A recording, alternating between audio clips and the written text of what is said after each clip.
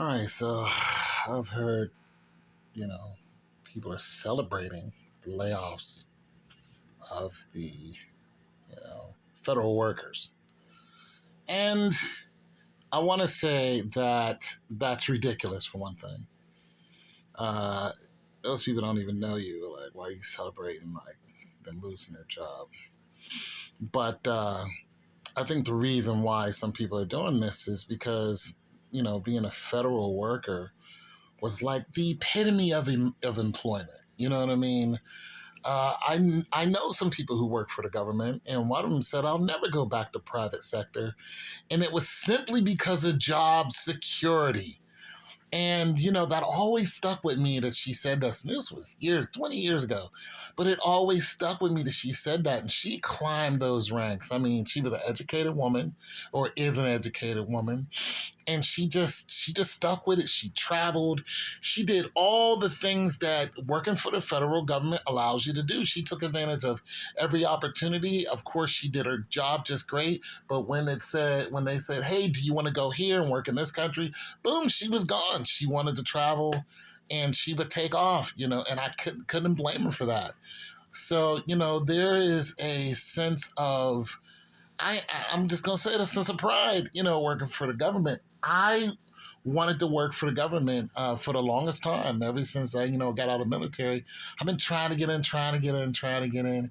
I finally got in. Finally got in last month. Actually, this month I was supposed to be working there on the 10th. And after going through all the investigation, doing all the things to get in, I was going to work for the IRS. I was one of those people that Trump talked about. They were going to hire a bunch of people for the IRS for tax season. So you work for, I don't know, 4 to 6 months. You get furloughed. You come back. Sometimes it's 8 months.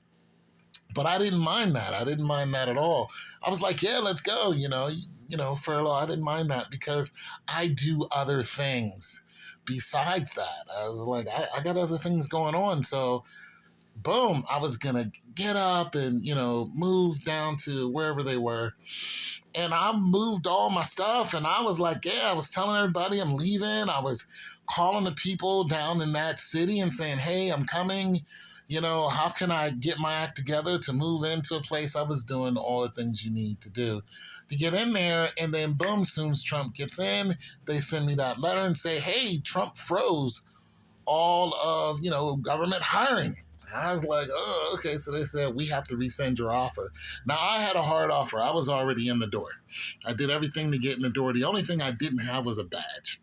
I had a start date and everything. I had to go and get fingerprinted. And like I said, I did all the things. And it felt good for them to say, hey, we're going to go ahead and hire you. I felt good. I felt a sense of accomplishment.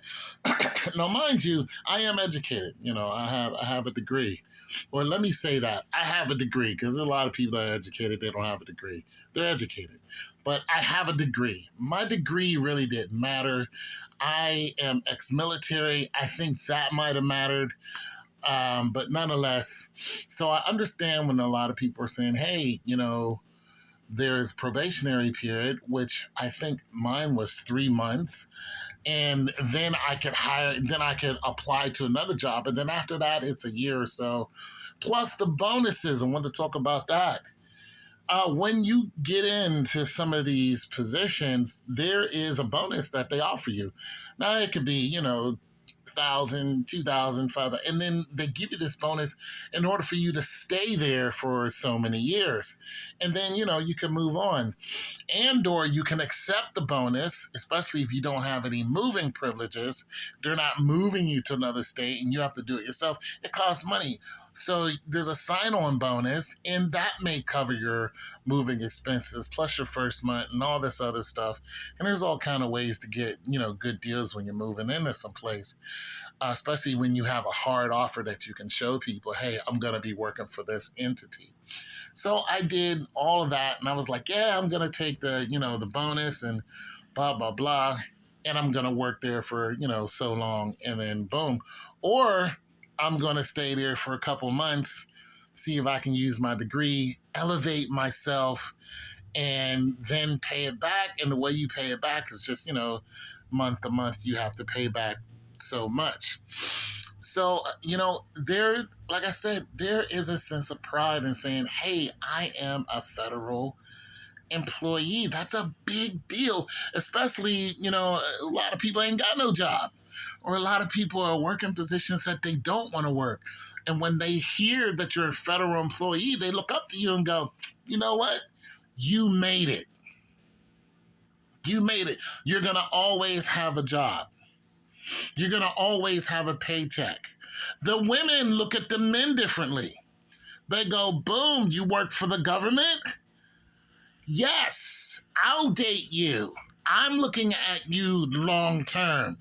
You know what I'm saying? Because the government was always synonymous with having a, constant stream of income. No matter what you did. No matter if you worked in a position when, you're just a clerk, you're not just a clerk, you're a clerk for the government. You're a secretary for the government, because everybody is aware how you can move around in the government. You can move your whole family around and just boom, boom, jump up those brackets. One government employee told me, he said, listen, man, my wife had a kid. He already works for government. And when he came back, he was a whole GS level, one GS level up. If you don't know, GS level 1 through 13, I think it might be higher. But then there's points in between those.